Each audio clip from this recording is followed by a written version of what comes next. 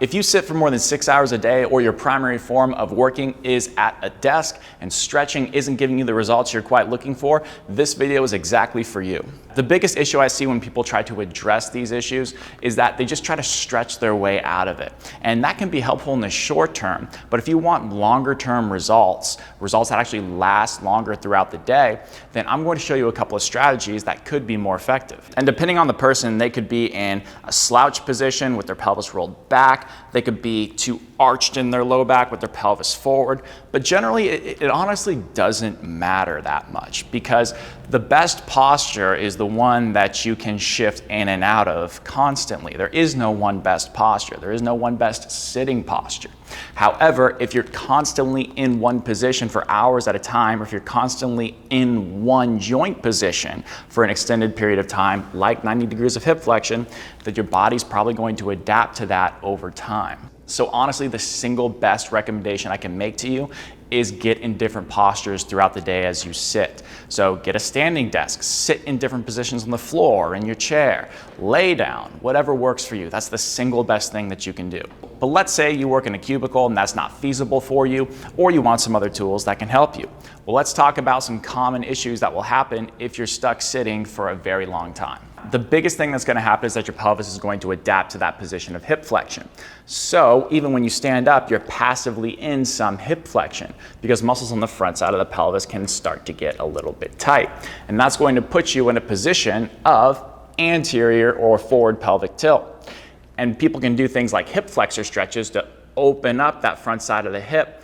But what they're missing in that is they're not actually educating the muscles that create hip extension to move us into that position. So no wonder the results don't stick that long. What we want to do for better results is to get the glutes and upper hamstrings to work as hip extensors and educate them how to slowly move us into a fully hip extended position.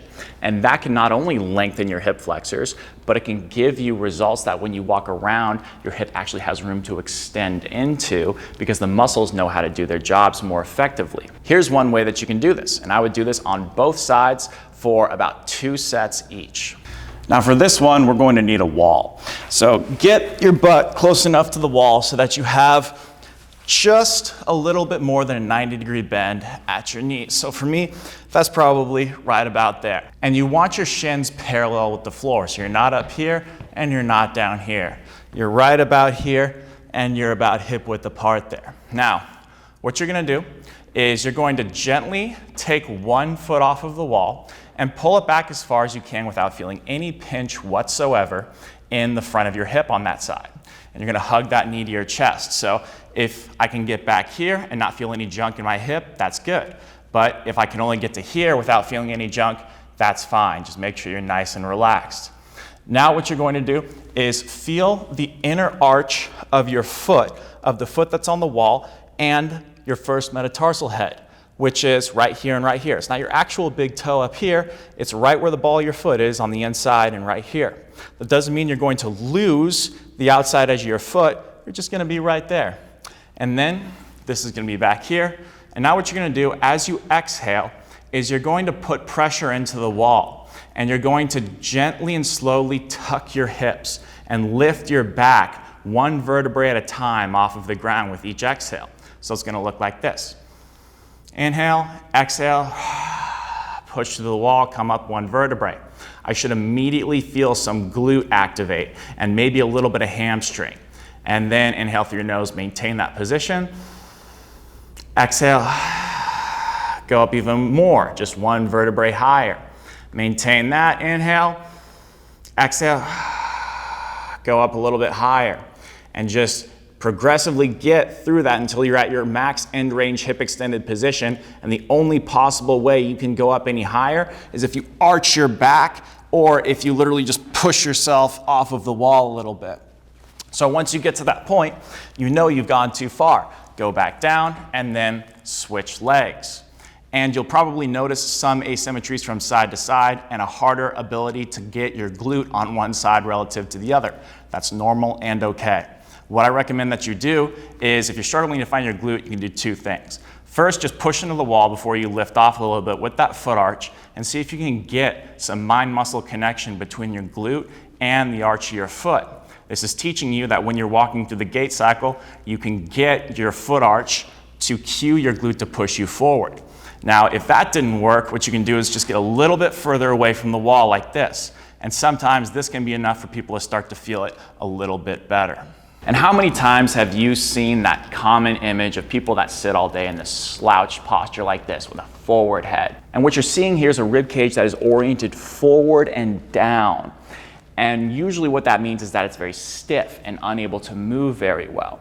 So what that means is that we have to find a way to pull in air. So the neck is going to be pushed forward, so that way you can use the front neck muscles, which are normally secondary muscles of inhalation, as primary muscles of inhalation, because your diaphragm can't do its job very well.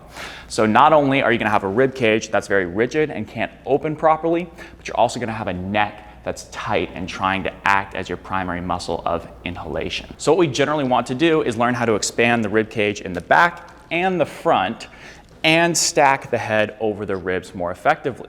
I'm going to show you 2 exercises that are very helpful for that. If you like this approach that's addressing more of the root cause of these issues associated with sitting, then check out my beginner body restoration program. It has a lot more exercises like this that can give you a lot better results than just stretching. For this one, you can literally be at your desk as you do it. And what you want to feel is, first, your sit bones are in contact with that chair, and you're going to get your whole foot flat on the ground too.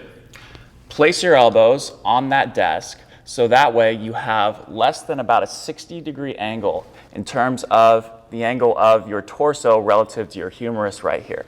So you don't want to be too high like this. Right about here is where you want to be. And you want to have your elbows about shoulder width apart, but some people can go a little bit wider if it's more comfortable for you. Just make sure that your palms are facing you. This is putting you in a position that will help you open up your back and front rib cage at the same time. What you want to do first is get tall, maintaining contact of those sit bones.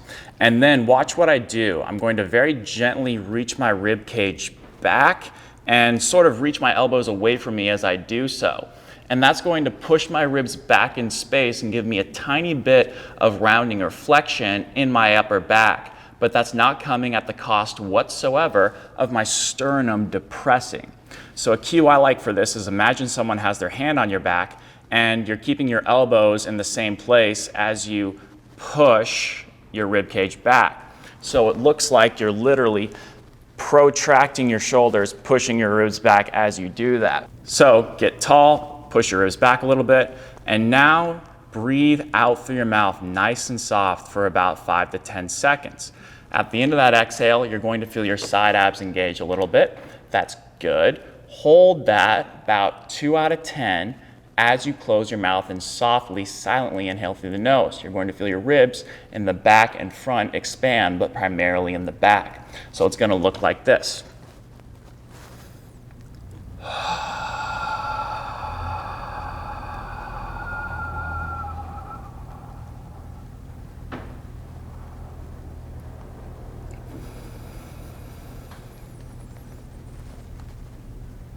Notice how I didn't lose any height in my skeleton as I exhaled. I was maintaining this the whole time, and when I inhale, I didn't shrug my shoulders up.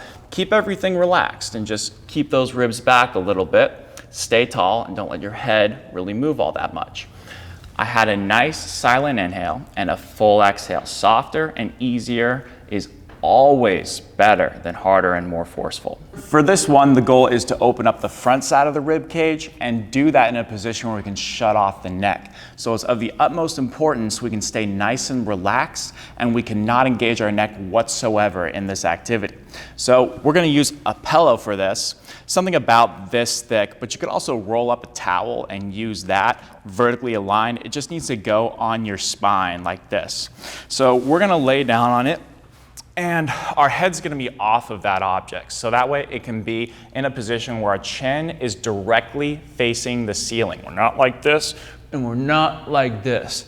It's nice and aligned just like that. And then what we're going to do is, keeping our feet flat, we're going to take our elbows, put them out directly parallel from our shoulders. We're just going to let them come back like this and hang naturally on the ground. If you can't get them all the way back, that's okay. just let them rest right here, or you can support the underside of your arms so that way they're not just hanging out here. You can maybe stack up a couple of pillows so that way they're just passively chilling right here. So what we're gonna do to start is just a little posterior pelvic tilt. We're gonna get our pelvis in a position where we can rotate it back, and our tailbone's going to slightly lift off of the ground, but our low back is going to remain 100% flat. So we can do that by trying to drag our heels towards our butt, and that should engage the back of our thighs a little bit, our hamstrings.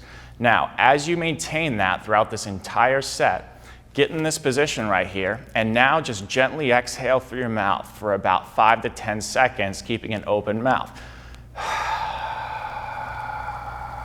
Like that. And what you're going to feel at the end of that 5 to 10 second exhale is a little bit of side abs. You're gonna exhale and you're gonna feel these low ribs come down a little bit, which is natural. And you're gonna hold on to that very, very subtly as you inhale through your nose. As you inhale through your nose, you're gonna feel your rib cage here really open up nicely. And it's okay if your ribs come up a little bit, that's natural, but try to just keep 2 out of 10 engagement of those side abs the whole time. So a whole breath cycle is gonna look like this. Little tuck, drag the heels.